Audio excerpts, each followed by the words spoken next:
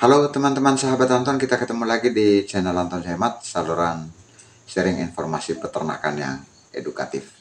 Kali ini saya membagikan video yang merupakan hasil review atau evaluasi dari sistem pemeliharaan tradisional sebagaimana yang diterapkan oleh banyak peternak-peternak skala rumah tangga ya di berbagai wilayah, terutama wilayah-wilayah basis pengembangan ternak babi.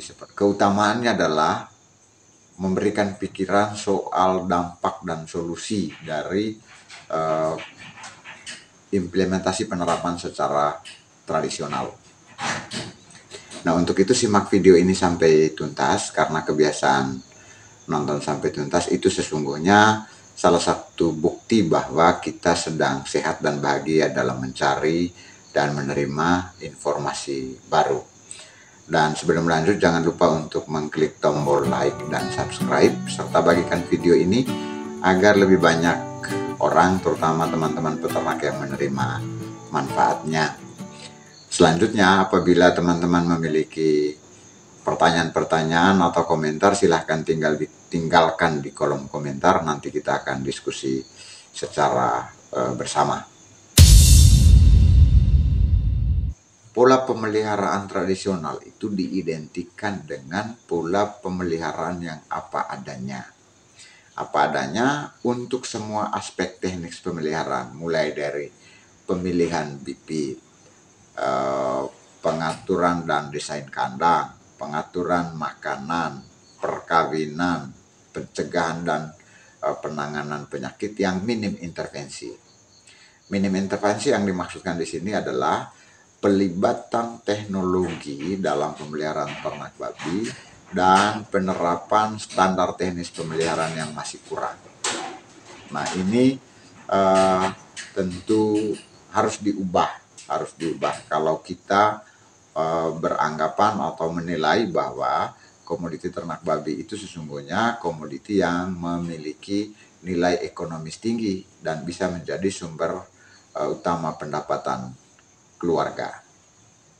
Dampak dari pemeliharaan tradisional itu adalah hasilnya yang tidak terukur karena di samping faktor-faktor teknis tadi, kita juga lemah dalam pencatatan, sehingga rekam jejak termasuk unsur-unsur biaya yang kita keluarkan, lalu akumulasi biaya yang dikeluarkan itu tidak tercatat dengan baik.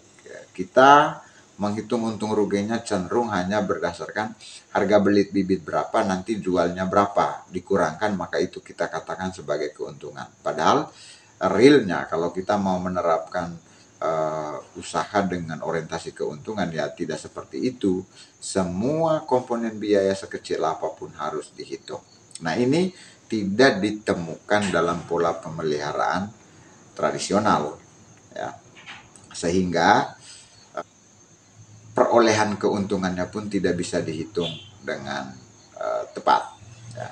Tapi kenyataannya ketika kita melakukan wawancara-wawancara kecil dengan peternak di pedesaan, kalau kita tanya apakah usaha pemeliharaan ternak babi yang dijalankan itu dalam tanda kutip dari pola tradisional menguntungkan atau tidak, rata-rata menjawabnya ya menguntungkan. Ya, kalau saya bilang berarti untungnya itu untung dirugi. Tentang arti penting komoditi ternak babi sebagai dasar pembentukan pola pikir kita, itu teman-teman bisa menyaksikan di video saya sebelumnya tentang ternak babi sebagai komoditi pilihan. Ya. Nah, sampai saat ini pun kebanyakan teman-teman peternak di pedesaan masih menganggap bahwa usaha pemeliharaan ternak babi itu hanya sebagai usaha sampingan, hanya sebagai usaha yang dijalankan karena memang mau meneruskan tradisi kerja dari para orang tuanya. Nah, karena itu orientasinya pun bukan untuk bisnis, tetapi orientasinya adalah hanya untuk memenuhi kebutuhan sesaat. Ya. Lalu yang kedua, dalam hal pemilihan bibit yang dilakukan oleh para peternak kita itu cenderung berlangsung apa adanya, bahkan tidak ada proses seleksi sama sekali. Yang penting saja ada bibit yang masukkan ke dalam kandang, selesai. Padahal ada perbedaan antara beberapa bangsa ternak babi dalam hal produksi. Hal mana perbedaan itu menuntut kita untuk harus melakukan seleksi sebelum kita memilih dan memulai usaha peternakan. Kenyataan di lapangan bahwa lebih banyak atau masih banyak peternak kita yang memelihara babi lokal ya, babi lokal atau sering disebut dengan babi kampung. Ya. Sebetulnya baik karena sesungguhnya kalau kita sadari dan kita tilik benar bahwa ternak babi kampung pun memiliki prospek dan memiliki pasar sendiri, yang berarti bahwa uraian saya ini tidak untuk meremehkan babi lokal atau babi kampung, tetapi kalau kita hubungkan dengan lama periode pemeliharaan, lalu target pencapaian bobot jual yang cepat, itu menjadi hal lain, ya, menjadi permasalahan karena babi lokal, babi kampung itu pertumbuhannya relatif lebih lambat dibandingkan dengan babi ras. Kalau babi ras dengan penggemukan plus minus 5 bulan itu sudah bisa mencapai bobot 90 sampai dengan 100 bahkan lebih, apalagi dalam pemeliharaan yang sangat intensif. Dan tentu saja bobot itu hanya diperoleh dalam proses pemeliharaan yang intensif. Di luar itu masih dipertanyakan. Hal yang ketiga adalah soal desain kandang. Kandang yang kita buat kalau secara umum saya katakan sangat boros sekali. Boros sekali karena ukuran-ukurannya tidak sesuai dengan standar kebutuhan ternak babi. Ya. Standar kebutuhan ternak babi. Nah, tentang hal ini boleh nanti teman-teman menyimaknya di video tentang desain kandang. Tetapi sebagai informasi singkat bahwa kalau misalnya dalam penggemukan ukuran kandang itu ya plus minus lebarnya cukup 0,65 cm dengan panjang 1,5 sampai dengan 1,8 meter. Tidak usah lebar-lebar, tidak usah banyak-banyak. Ini khusus untuk kandang individu ya. Sedangkan untuk kandang kelompok lain cerita lagi. Nah, tentang hal ini alangkah baiknya nanti kita sajikan di video tersendiri. Tetapi yang nyata di lapangan bahwa kita membangun kandang tanpa perencanaan. Asal bangun kandang saja, jalan jadi. Ya. Yang penting ada pembatas ya, tanpa menghitung untung rugi secara ekonomis dan juga untung rugi dikaitkan dengan pertumbuhan ternak babi. Yang keempat adalah soal pemberian pakan. Pemberian pakan yang kita lakukan lebih banyak apa adanya tanpa pengolahan. Kalaupun dengan pengolahan itu juga masih keliru ya, sejauh pencermatan saya. Ya. Sejauh pencermatan saya, seperti kasus pemberian makanan fermentasi ya. Nah, tentang fermentasi itu juga teman-teman bisa menyimak video saya tentang pemberian makanan fermentasi membuat babi cepat gemuk, benarkah? Nah, itu masih menjadi pertanyaan. Lalu yang berikut adalah pencegahan dan penanganan penyakit. Tidak ada upaya khusus untuk pencegahan pemunculan penyakit. Ya, kalau penyakit sudah muncul dianggap bahwa itu memang bencana ya, yang tidak ada solusinya. Yang ada adalah pasrah dari kita. Padahal sesungguhnya itu bisa dicegah dan bisa diatasi. Ya, kalau dari keduanya lebih baik mencegah ya dengan memperhatikan standar-standar teknis pemeliharaannya.